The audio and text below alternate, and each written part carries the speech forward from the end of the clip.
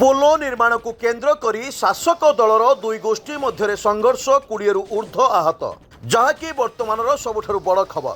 Dhamnagar block अंतर्गत धुसुरी थानार भट्टसाही पंचायतर कंडिया नदी उपरे पोलो निर्माण पाई स्थान निरूपण को नहीं शासक दलर दुई गोष्ठी मध्य गोष्ठी संघर्ष लागिबा द्वारा 20 रु ऊर्ध्व उभय पक्षरु आहत होइछंती। आसंतु जिबा आम धामनगर प्रतिनिधि प्रदीप महापात्रଙ୍କ पाखकु कौन रही घटनार संपूर्ण विवरणी।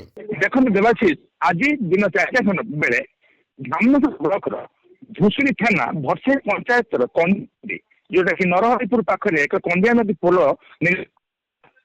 पोल निर्माण बेले उभय शासक दलर दुई गोष्ठी मध्य संघर्ष लगी फल 20 रु ऊर्ध्व आहत होती धुसुरी और भद्रक मेडिकल भर्ती होती। देवाशीष निश्चित रूप से आम जानवा चाहबू प्रदीप आपण पाखु पुलिस प्रशासन कौन पदक्षेप रही पुलिस देवाशीष पुलिस पदक्षेप संगे संगे नेवा फल बहुत लोग आहत रक्षा पाई घटना समय तुरंत पुलिस घटनास्थल पहुंची उभय को उद्धार करता बाड़ी रड जबत कर पुलिस। देवाशीष निश्चित रूप से शासक दलर दुई गोष्ठी जहाँकि आम आपण कहते जे शासक दलर दुई गोष्ठी एमानंक मध्य झगड़ा जहाँकि एक परितापर विषय तेणु एमती घटना कहीं है।